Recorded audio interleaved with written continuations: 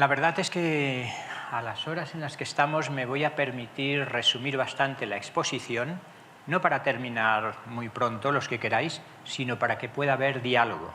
De hecho, quería conceder importancia al diálogo por una parte, incluso no descartaba la posibilidad de compartir una meditación que reflejase la espiritualidad aurovindiana, la espiritualidad de un yoga integral, que creo que se puede reflejar en una meditación. Vaya. Esta tos que puede que surja de vez en cuando, creo que voy a tener ocupado al experto en sonido. Dejadme que os cuente el esquema que iba a desarrollar más ampliamente. Quizá luego se puede disponer de la charla que está más estructurada y sistematizada. Quería leer algunos textos, reduciré también la lectura de textos y os cuento sobre todo el esquema general. El esquema general era no solo hablar de la espiritualidad del yoga integral y supramental de Sri Aurobindo, sino también intentar ponerlo en relación de algún modo con la psicología transpersonal. Y para eso iba a empezar recordando, cosa que hicimos hace ya 4 años, esos 3 pioneros o precursores remotos, como me gusta llamar, de la psicología transpersonal, sin que ellos mismos sean todavía plenos representantes de la psicología transpersonal. Me estoy refiriendo, podrían ser otros, pero hay cierto acuerdo, a William James, a Carl Gustav Jung y a Roberto Assagioli. Y como no se trata ahora de hablar de estos 3, sí que me gustaría recoger especialmente cómo Roberto Assagioli, el fundador de la psicosíntesis, se halla más cerca quizá de los otros 2 de la tradición oriental y simultáneamente de la tradición transpersonal. De hecho, es uno de los primeros, junto con Dane Rudhyar, de quien hablaré luego, en utilizar de manera técnica el término transpersonal.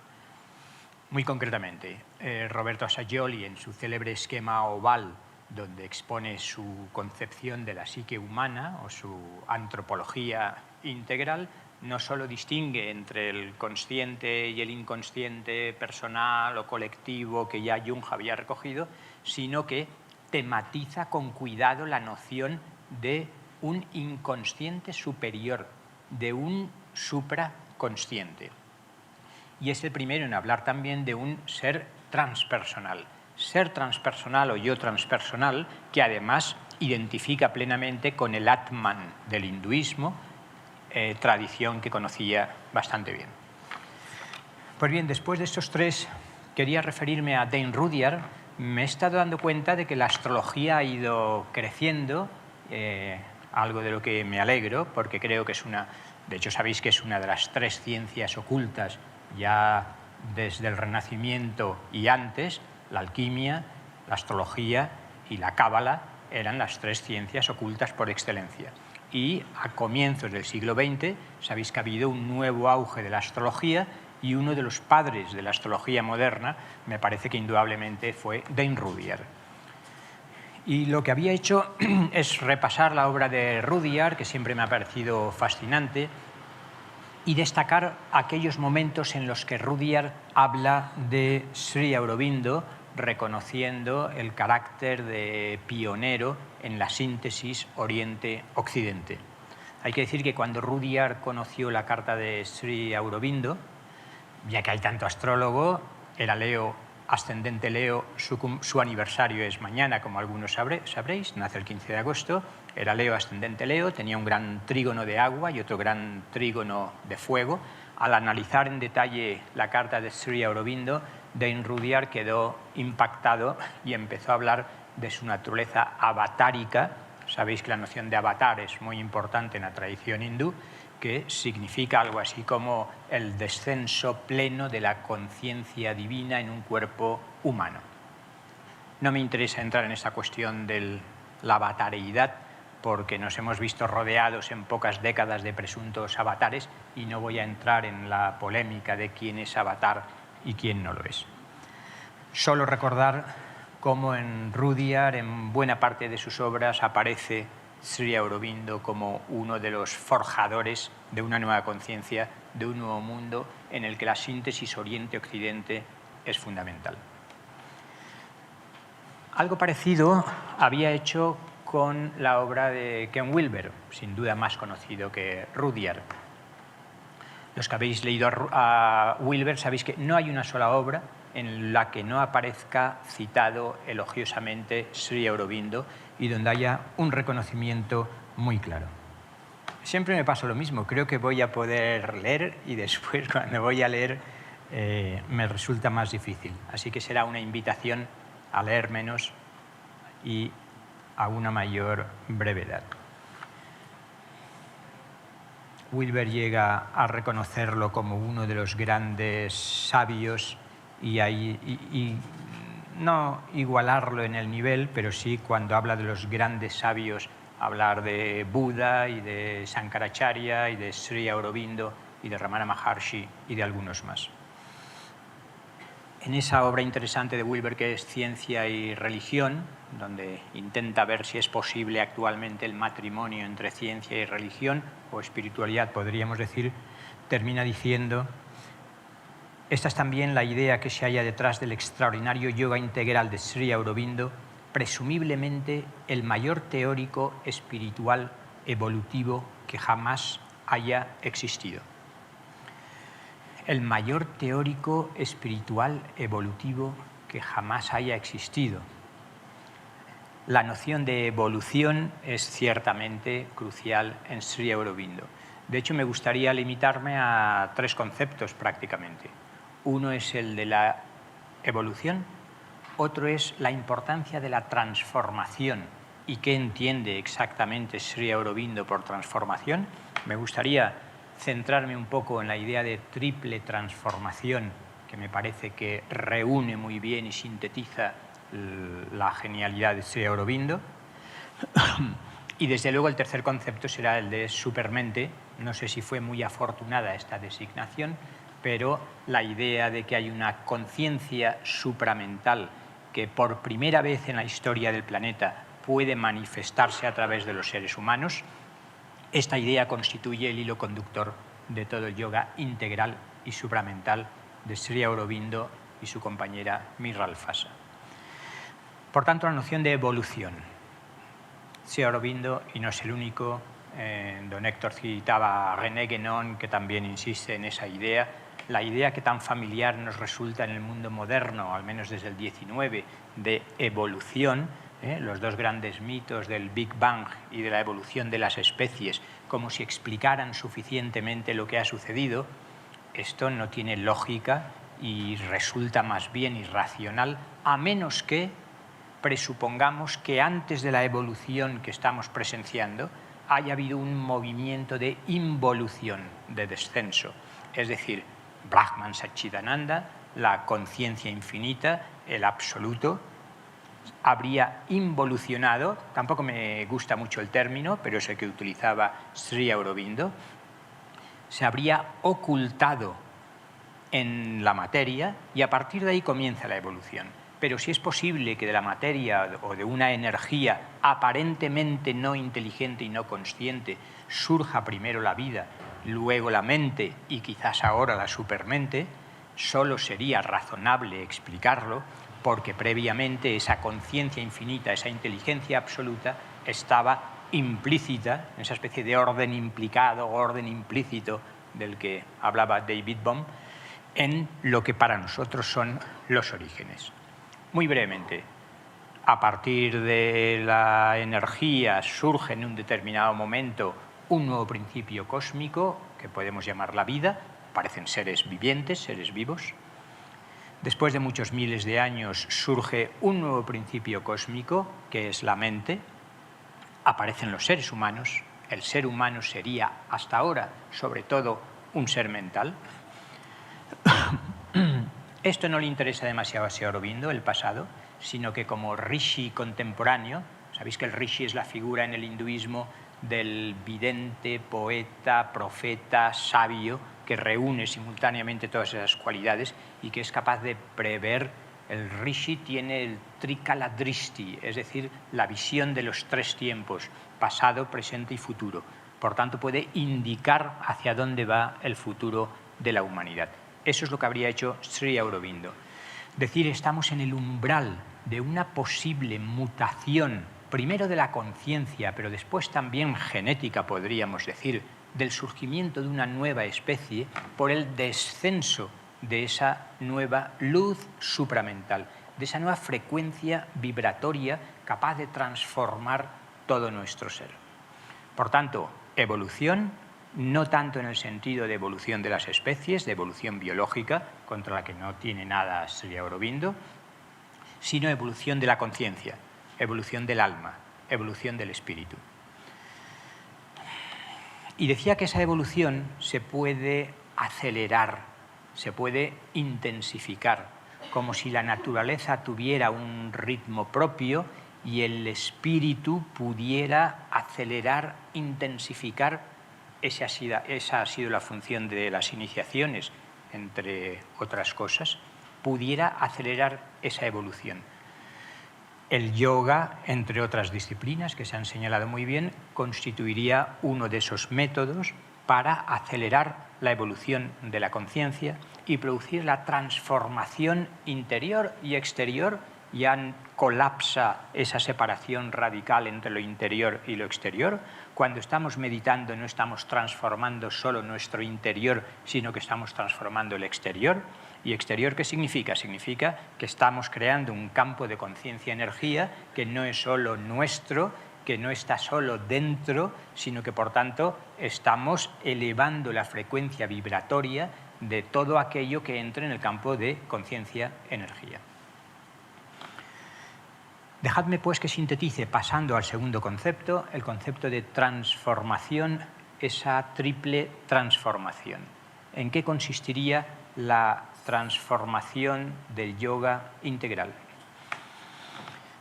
Sri Aurobindo distingue entre una transformación anímica, una transformación espiritual y una transformación supramental.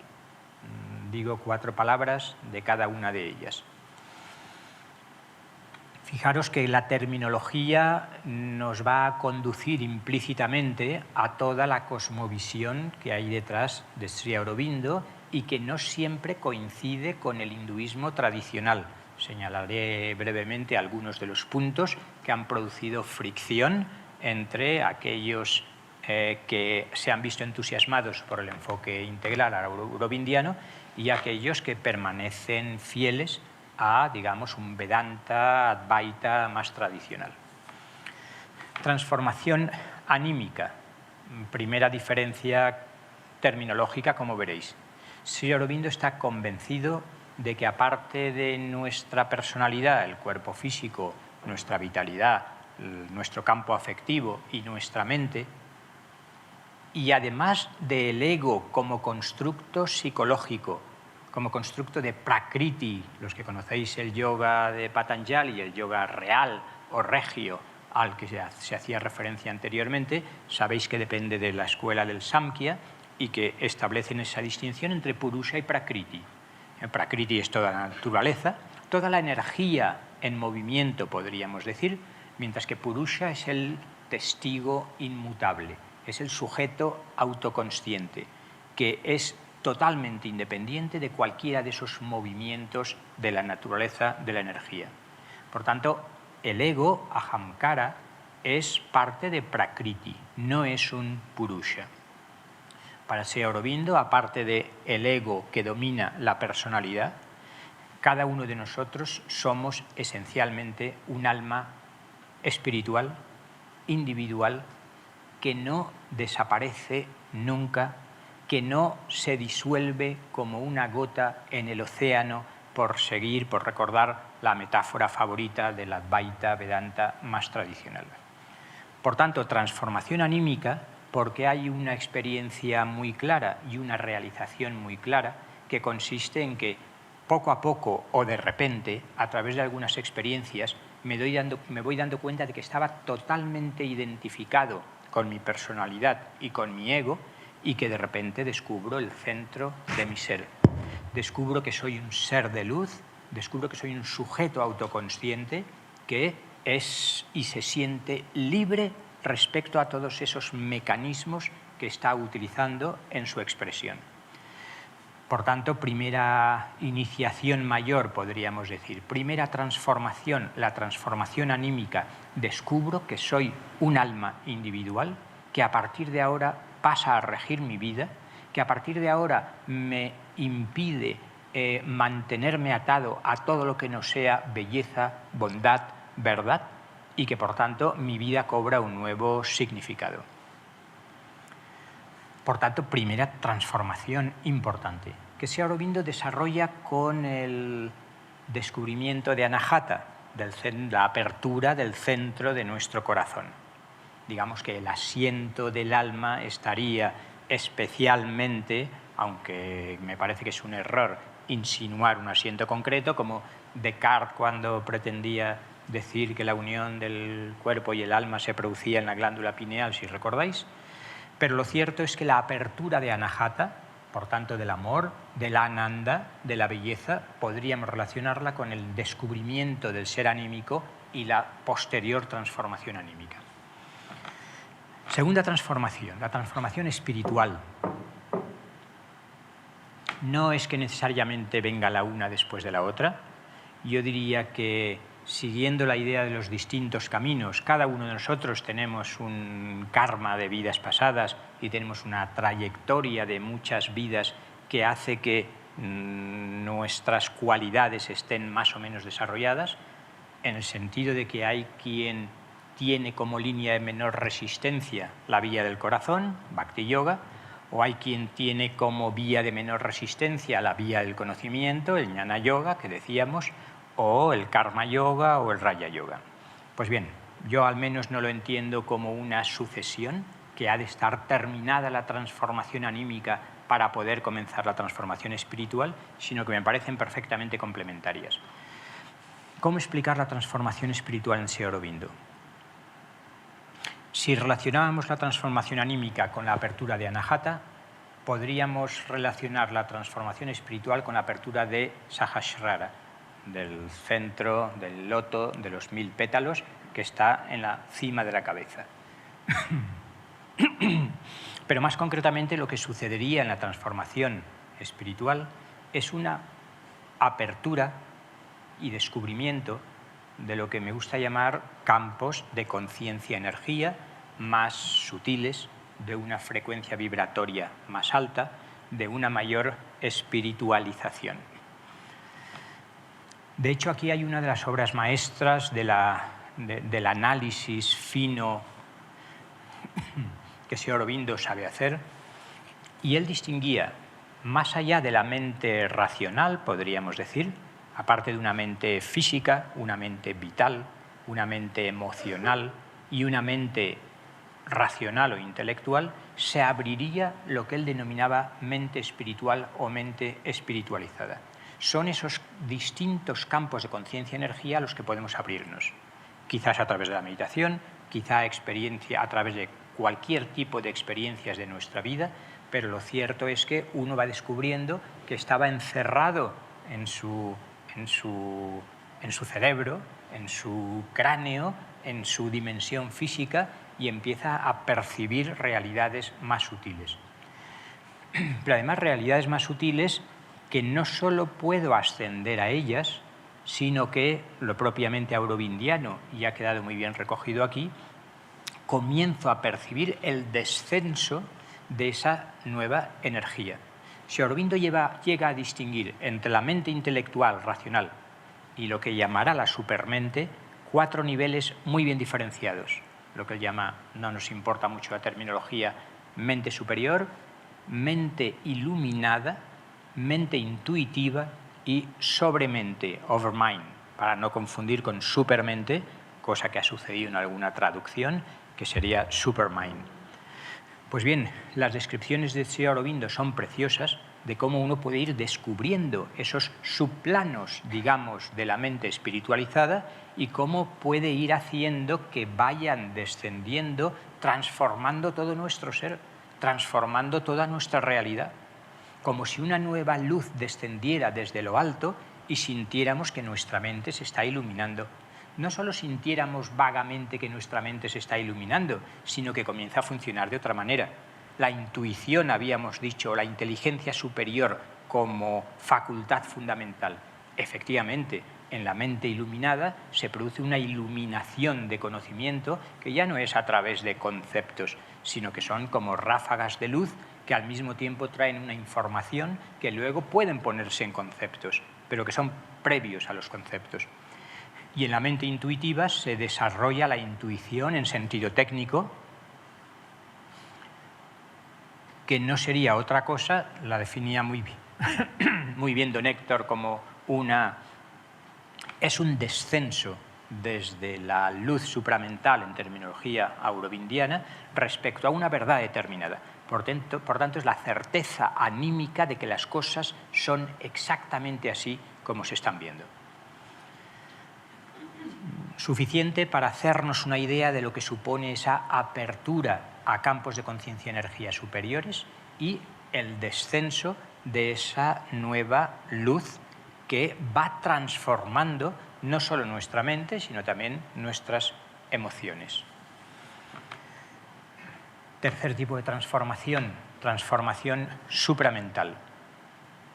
Sri Aurobindo decía, bueno, lo que he descrito en mi propia terminología, es decir, una transformación anímica y una transformación espiritual, esto en realidad reconozco que es lo que ha sucedido en todo camino contemplativo, en toda tradición espiritual seria, y que los santos y sabios de las más distintas tradiciones han realizado esos niveles del ser, de la conciencia, que he estado describiendo. Lo que me parece importante, dice Sri Aurobindo, es insinuar que ahora es posible un desarrollo que no había existido hasta ahora en la historia del planeta, en la historia de la humanidad. Y es la posibilidad de que se produzca el descenso y nosotros estemos preparados, como ese cáliz que simbolizábamos, estemos preparados para el descenso de esa realidad espiritual, también simbolizada por el cáliz, y si queréis por la hostia consagrada, que simbolizaría perfectamente el espíritu, o el espíritu crístico, o la conciencia crística. En este caso, con otra terminología, se trataría de preparar, de limpiar, purificar, proceso absolutamente necesario en todas las tradiciones, y que me gustaría relacionar quizás posteriormente con la importancia de las psicologías y las psicoterapias. En realidad, ya desde Freud, es un hacer consciente lo inconsciente y una limpieza del inconsciente. Por tanto, voy a proponer que puede leerse la historia de la psicología y la psicoterapia contemporánea como un trabajo muy relacionado con lo espiritual, sin el cual no es posible el paso a una nueva conciencia, a un nuevo mundo. No podemos abrirnos, nuestro cáliz no está suficientemente limpio, purificado, para recibir el nuevo descenso. Si queréis, en términos orientales, el fardo que llevamos en el inconsciente individual y colectivamente es el karma. Y si no quemamos, si no limpiamos, si no saldamos ese karma que la humanidad colectivamente lleva, no hay manera de pasar, por lo menos colectivamente, a otra frecuencia vibratoria, a otro ciclo. Por tanto, según su presentación, estaríamos ante una realidad nueva. El camino espiritual no es un peregrinaje, decía Sri Aurobindo, que sabemos a qué lugar sagrado vamos, sino que es una aventura. Es una aventura que nos permite descubrir mundos nuevos, dentro y fuera. Una aventura que se acentuaría con el descenso de la conciencia-energía supramental. Sri Aurobindo se pasó buena parte de su vida explicando en sus riquísimas obras, que aquí tenéis, me parece, las obras completas, desde su obra magna La vida divina, o la síntesis del yoga, hasta todas las restantes, intentando explicar su concepto fundamental de conciencia supramental. Y cuando al final incluso sus discípulos más cercanos seguían preguntándole, ¿nos puede explicar en qué consiste la conciencia supramental? Sri Aurobindo decía, me niego a intentar explicarlo más, porque es imposible para la mente en el estado de desarrollo actual comprender aquello. ¿Os imagináis intentando explicarle, no sé, la teoría de relatividad o la mecánica cuántica a un prehomínido imposible. Pertenece a un orden de la realidad tan distinto que en esta ocasión podríamos decir iría, si no antes, simultáneamente la praxis transformadora, la acción transformadora de la Shakti supramental, de la conciencia supramental, y podríamos empezar a comprender en qué consiste. Pero con nuestra mente dualista, generalmente dualista, y con nuestro lenguaje dualista, intentar comprender en qué consiste esa conciencia supramental sería imposible o muy difícil. Por tanto, sería más importante abrirnos a ese descenso de la gracia, si se quiere, en otra terminología, de la Shakti supramental, de la Madre Divina, de la Shekinah.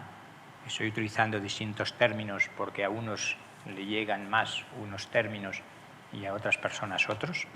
Pero lo cierto es que se inicia ese camino de, una vez más, apertura y acoger y entregarse al descenso de esa nueva frecuencia vibratoria. De tal manera que en un primer momento, quizás durante bastante tiempo, comenzaría a suceder la supramentalización de nuestra mente y a despertar una serie de facultades cognitivas totalmente distintas.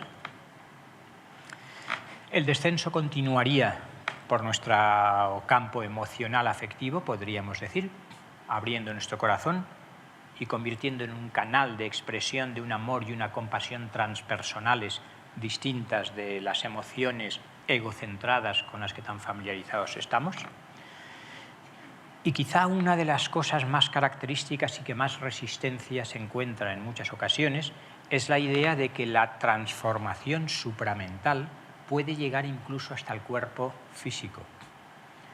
No he dicho nada hasta ahora, y no pienso decirlo en este momento, ni de la interesante biografía arquetípica de Sri Aurobindo, ni de la importancia que tuvo y que tiene en el yoga integral y supramental la figura de Mirra Alfassa, una mujer francesa que, digamos que llegó a Pondicherry en 1914 y descubrió que Sri Aurobindo era el maestro que se le estaba apareciendo en sueños desde hacía bastantes años, a quien no conocía físicamente y que no sabía por qué le llamaba Krishna.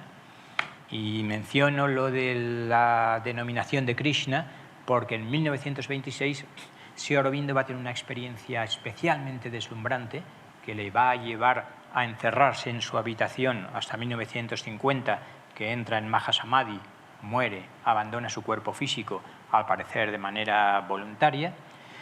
Y durante todo ese tiempo él va a hablar de que lo que se produce en 1926 es el descenso de Krishna.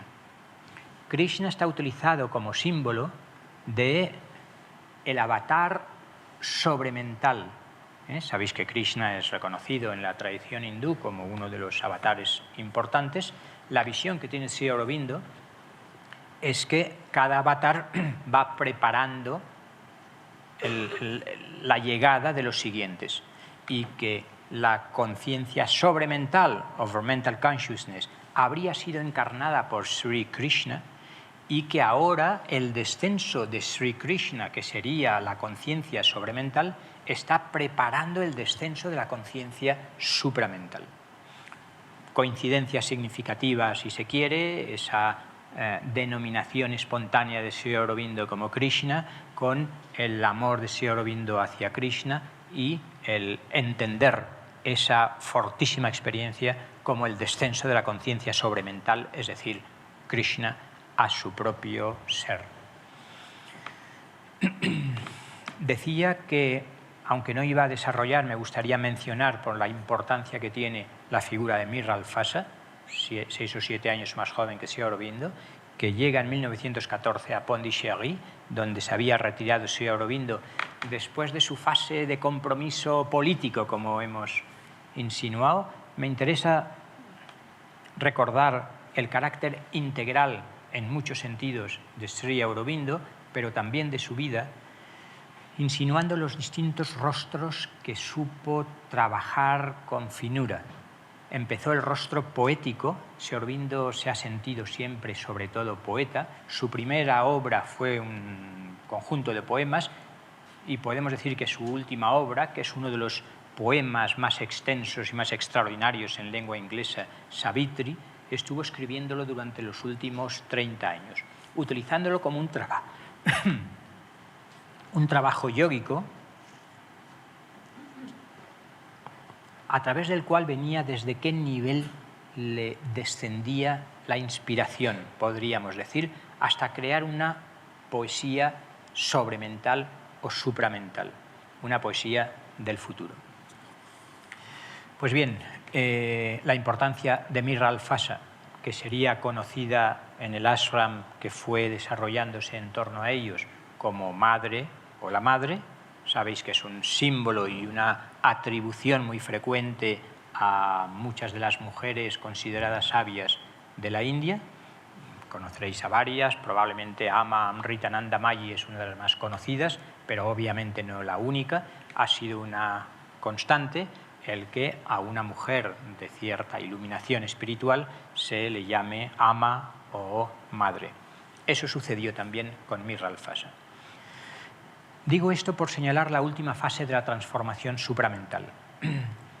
Llega un momento en 1950 en que los dos han contado ya que cuando la supermente comenzó a descender a ellos dos, bueno, la transformación a nivel mental fue relativamente fácil, incluso a nivel emocional, y describen con lujo de detalles cómo lo estaban sintiendo, pero que el problema real, la dificultad, surgió cuando esa luz supramental comenzó a tocar el cuerpo físico y muy especialmente el inconsciente y el inconsciente, subconsciente, colectivo de la humanidad, que entonces es cuando se dieron cuenta de que había una resistencia a esa nueva luz en la oscuridad del inconsciente colectivo de la humanidad que iba a suponer un duro trabajo de purificación, de catarsis, de limpieza. Pues bien, ante esas dificultades encontradas a la hora de transformar el cuerpo físico, transformarlo no de cualquier manera, cuando estamos hablando de transformación, estamos hablando ahora de supramentalización, de que esa nueva luz, esa nueva energía, esa nueva frecuencia vibratoria está transformando profundamente la cualidad vibratoria, podríamos decir, de todo nuestro ser.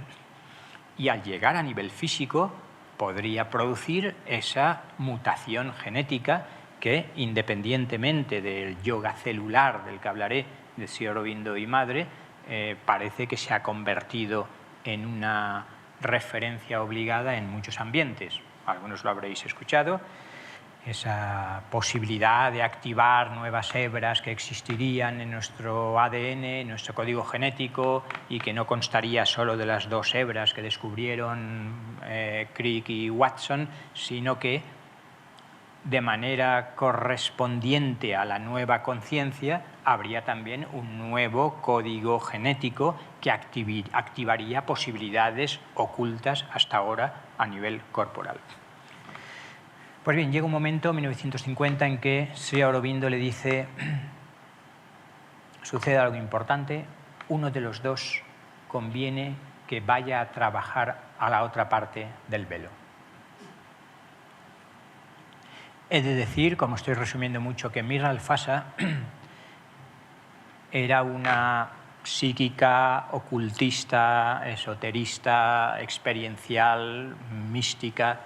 Con esto quiero decir que desde muy joven, los 14 o 15 años, salía a voluntad del cuerpo, en lo que hoy conocemos como proyección extracorporal o viajes astrales, y viajaba por los distintos planos de la realidad o de la conciencia y después narraba lo que sucedía, que con facilidad empezó a recordar vidas anteriores, no solo suyas, sino de la gente que encontraba. Por tanto, tenía un pasado de trabajo interior importante. El caso es que Sri Aurobindo le dice: uno de los dos ha de partir a la otra orilla. Y Madre inmediatamente dice: pues yo, si estoy acostumbrada a salir del cuerpo, comentemos, y yo trabajo desde la otra parte del velo y tú trabajas desde aquí. Y Sri Aurobindo le dijo: no, me tengo que ir yo porque tu cuerpo físico está mucho mejor preparado que el mío para la transformación supramental a nivel físico.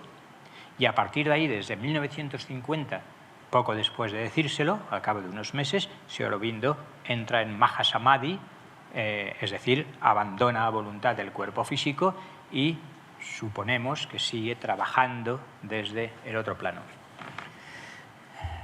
Bueno, supongo que, por citar a algún autor, Trigueiriño será conocido entre algunos de vosotros.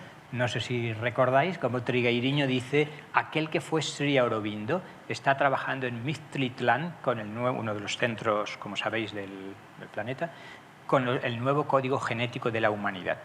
Es una posibilidad abierta. Pues bien, desde 1950 hasta 1973 va a ser Miralfasa, la madre, la que va a seguir con todo el trabajo iniciado conjuntamente por ambos. Hay detalles preciosos en los 13 volúmenes de la Agenda de Madre que explican la acción de la conciencia supramental sobre la Tierra. Son las grabaciones que un discípulo francés tuvo el cuidado de realizar. Y allí vamos viendo el proceso que sufrió de transformación en su propio cuerpo, difícil de comprender si no se ha vivido. Parece que después otras personas están en ese proceso.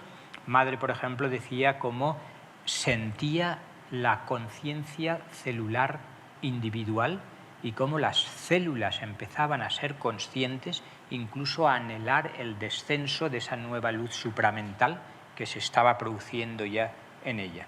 A partir de ahí empezó a hablar de un yoga celular, en el que no voy a meterme ahora y que tampoco constituye un mapa muy claro.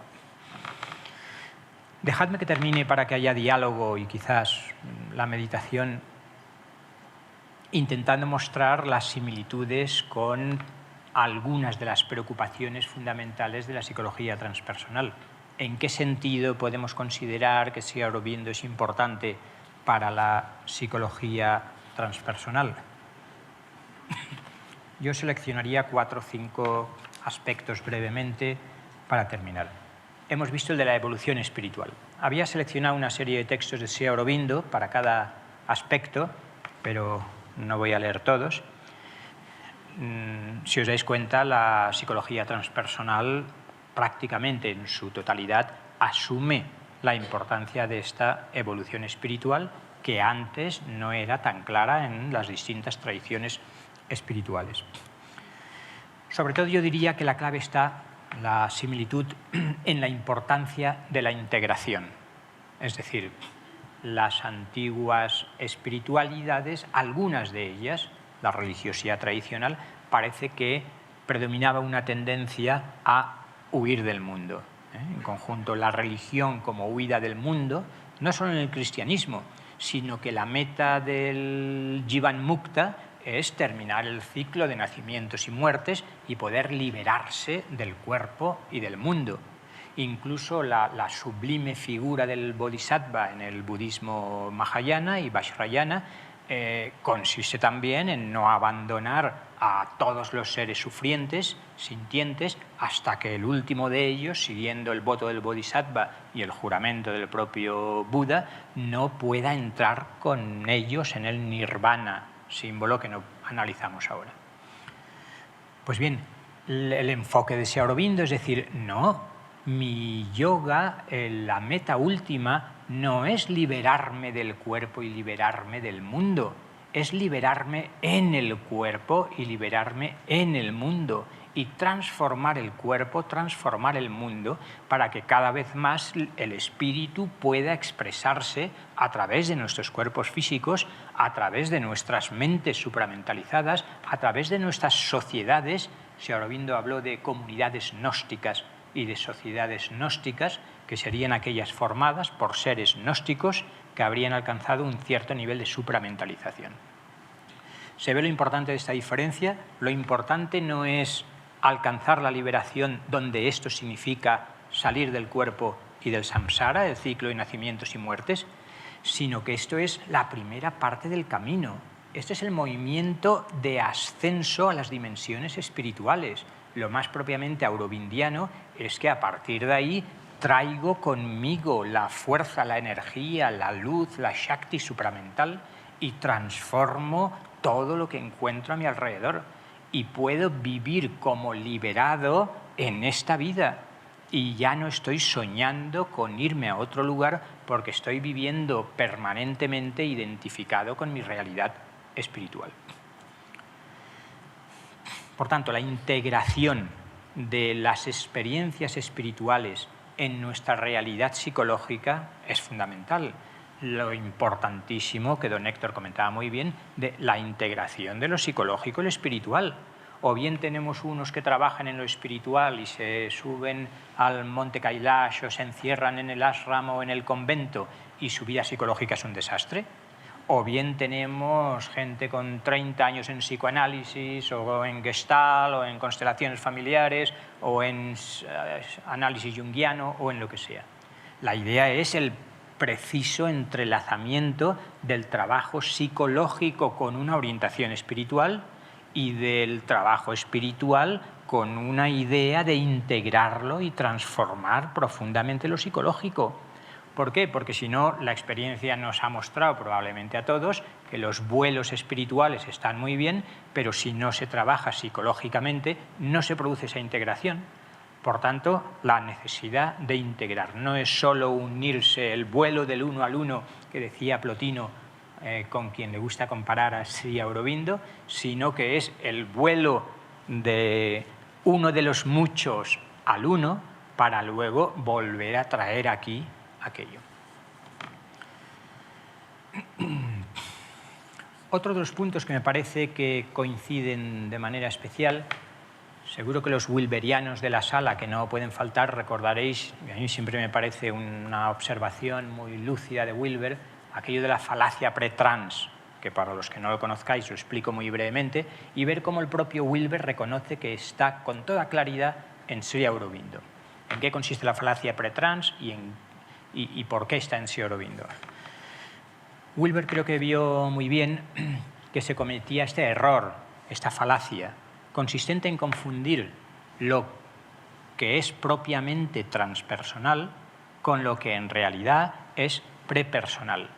Y claro, lo que pasa es que como lo transpersonal ha trascendido lo mental, lo egoico, lo personal, es fácil confundirlo con lo prepersonal, pero no porque se haya trascendido integrándolo, sino porque todavía no se ha desarrollado. Entonces uno puede sentir una expansión de energía en una danza salvaje y como salta su mente y está en contacto con los impulsos vitales más primitivos y dice, ¡oh, una experiencia transpersonal extraordinaria! Bueno, no necesariamente. No es condenar lo prepersonal, sino que es integrarlo, pero es ver muy claro lo que es propiamente prepersonal y ponerlo en su lugar y lo que es transpersonal. Además, Wilber tuvo también el acierto de distinguir dos tipos de falacia pretrans, lo que él llamaba la falacia pretrans reduccionista, que es reducir lo transpersonal a prepersonal, y pone como ejemplo a Freud, es decir, experiencias espirituales son recuerdo del sentimiento oceánico del feto en su madre, es decir, nada propiamente transpersonal. Todo el reduccionismo cientificista comparte esto. Ya casi da risa los intentos desesperados de los neurocientíficos reduccionistas por explicar, por poner un ejemplo, las experiencias cercanas a la muerte a través de los mecanismos cerebrales, ¿no? No, esto es una experiencia transpersonal para quien la vive en ocasiones con una lucidez extraordinaria, sintiendo que su alma es distinta de su cuerpo y ha salido y que puede encontrar a guías y familiares y compañeros, y sin embargo el intento de interpretación, es decir, no, estos señores es que como están en la cercanía de la muerte empiezan a segregar determinado tipo de neurotransmisores, etcétera, explicaciones que conocéis bien. Pero estaba también la falacia elevacionista. Y aquí Wilber, y es un tema delicado, un poco acusó a Jung, y él se declaró junguiano en su primera fase, como sabéis, de cometer este tipo de error, es decir, de elevar lo prepersonal a transpersonal. No quiero entrar en esto, que me parece un aspecto más técnico, toda la cuestión de los arquetipos en el inconsciente colectivo, pero habría que ver si, desde el punto de vista transpersonal o espiritual, Jung diferenció con suficiente claridad lo que son imágenes arcaicas, como él mismo definía el arquetipo de la humanidad, procedentes de un pasado vivido, de los arquetipos platónicos, podríamos decir, que están en el plano causal, por utilizar terminología ya empleada, y que tienen una luminosidad y un carácter ejemplar y transformador distinto de lo que serían propiamente imágenes arcaicas prepersonales. Bueno, aquí hay un campo fascinante y yo creo que un poco técnico, pero recojo esa falacia pretrans en Wilber, que reconoce que Sri Aurobindo no cae en ella.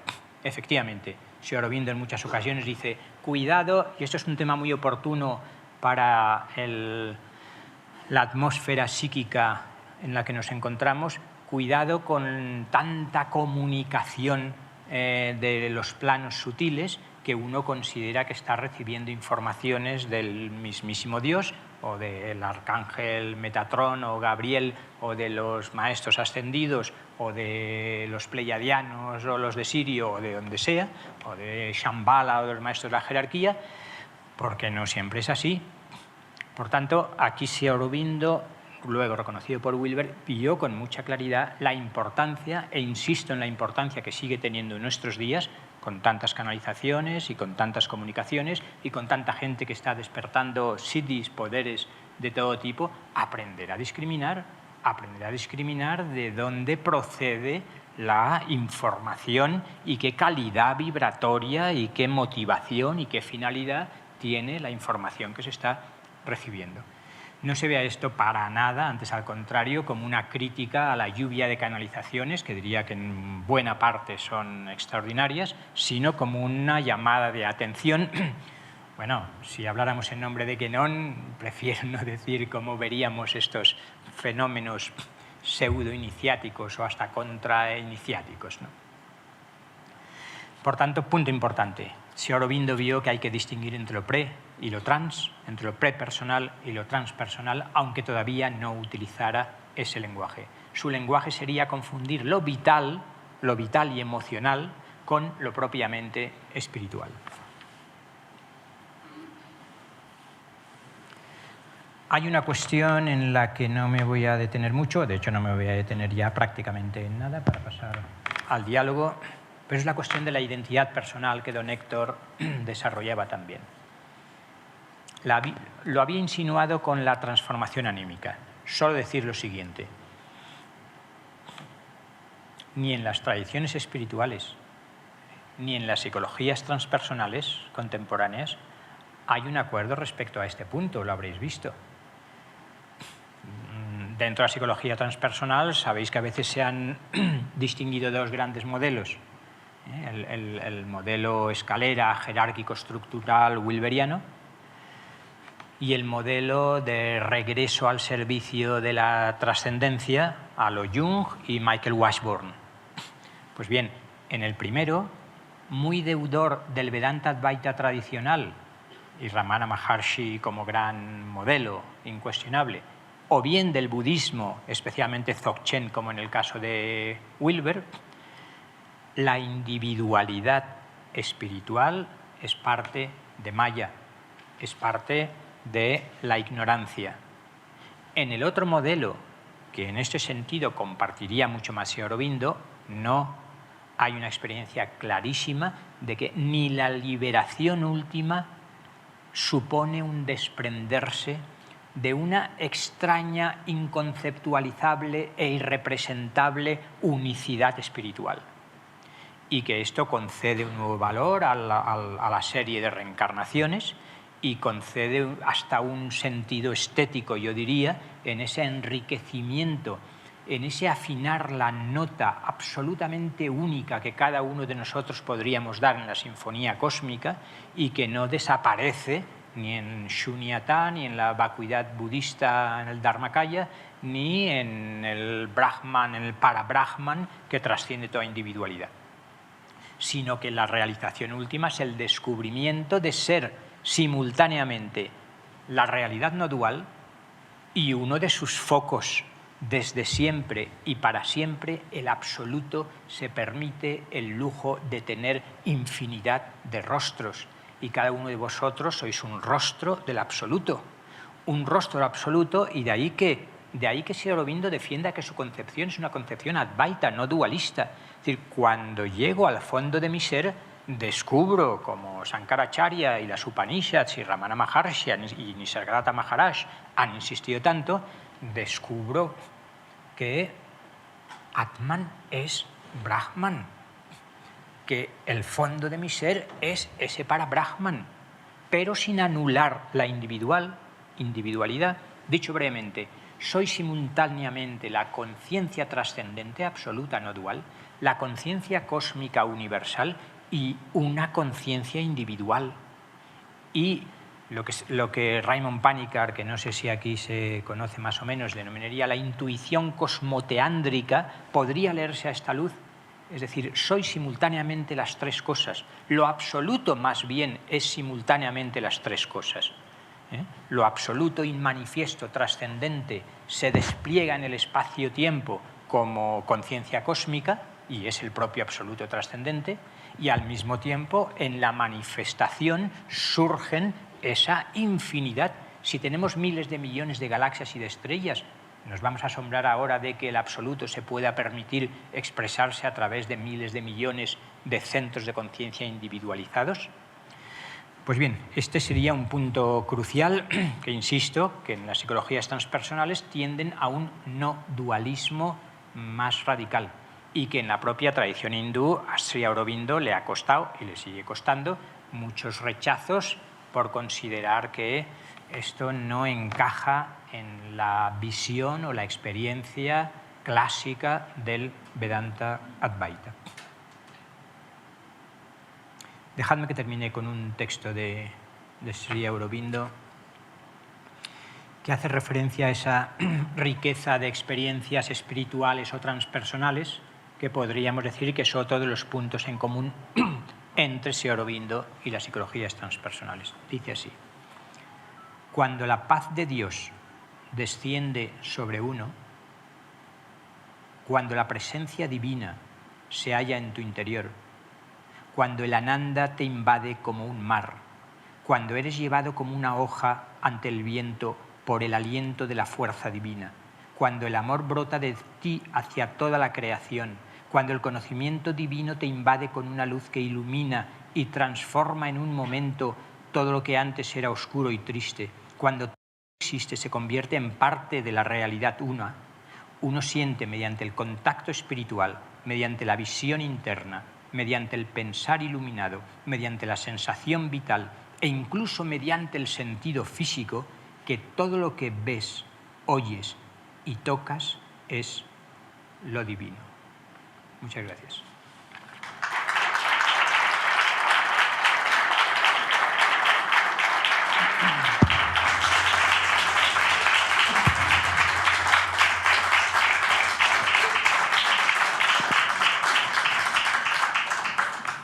Los organizadores y vosotros diréis si tenemos tiempo o si se ha hecho tarde y lo dejamos aquí. ¿Cuánto tiempo? ¿10, 15 minutos? ¿O 5?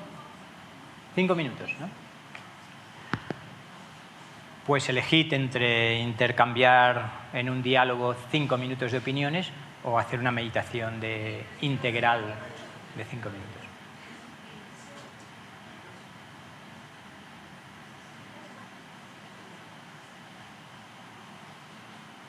Hacemos esa brevísima, ese simulacro de meditación integral que recoge los elementos de Sri Aurobindo. Como estáis acostumbrados a meditar la mayoría, nos podemos permitir ser breves en cada paso. Primero buscando una postura cómoda, estable, aflojando cualquier tensión innecesaria y llenando nuestro cuerpo de conciencia, de luz y de amor, agradeciendo la presencia de este bendito cuerpo que nos permite expresarnos aquí.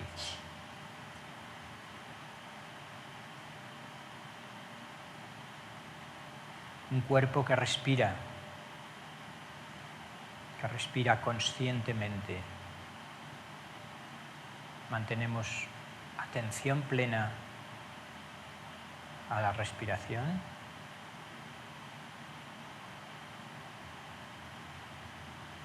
Sintiéndonos conectados a través de la respiración consciente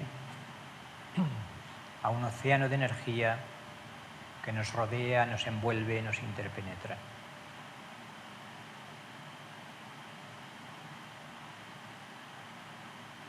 Y mientras la respiración sigue su ritmo, llevamos la atención a la altura del corazón, Anahata, queda abierto en una paz profunda.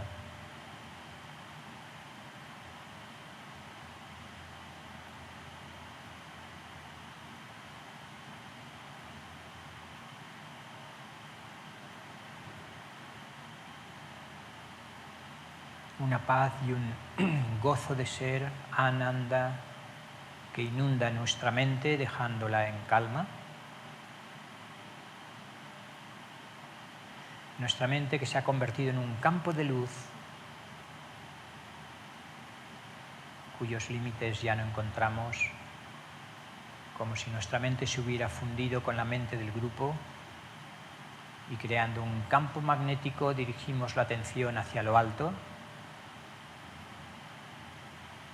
visualizando un precioso sol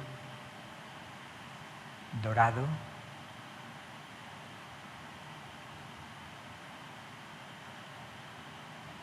y utilizando la imaginación visualizamos el descenso de una fina lluvia de luz dorada que va descendiendo, iluminando nuestras mentes.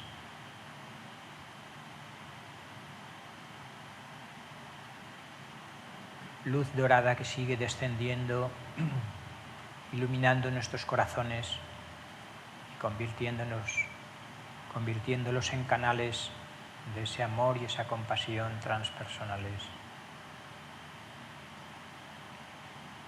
Sentimos que nuestros corazones se llenan de luz, de una luz amorosa.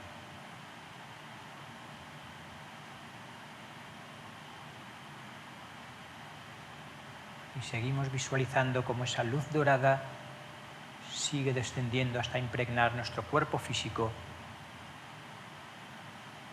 como si cada célula se bañase en esa luz y todo nuestro cuerpo físico se convirtiera en un cuerpo de luz, una luz que armoniza y sana.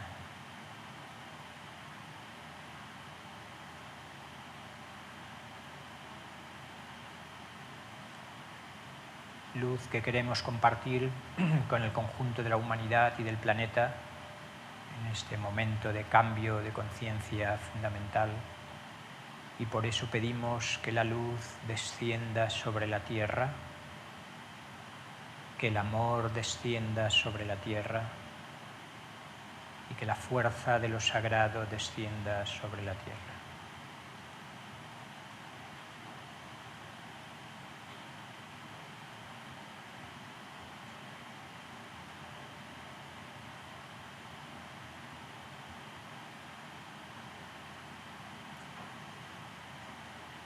Ya poco a poco volvemos a ser conscientes de la respiración de nuevo, conscientes de nuestro cuerpo físico, sintiéndonos muy presentes aquí y ahora.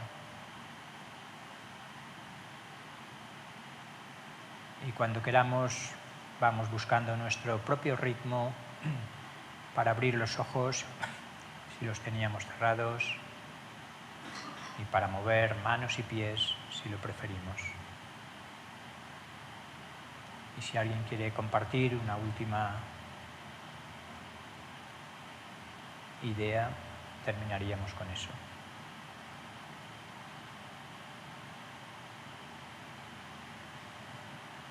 Y si no, me gustaría agradecer vuestra presencia atenta e iluminadora y desear que esa luz supramental inunde vuestros corazones. Muchas gracias.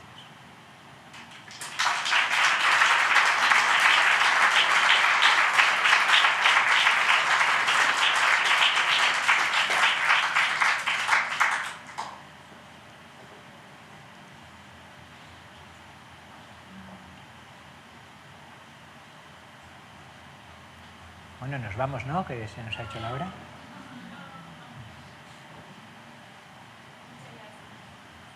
¿Recordáis que en el monte Tabor, cuando presencian la transfiguración, Jesús, el Cristo, les impide montar las tiendas para quedarse allí?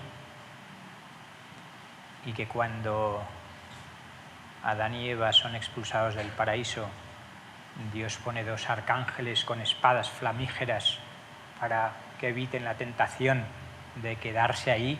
Decir, no, estábamos muy bien aquí en el paraíso, en el cielo.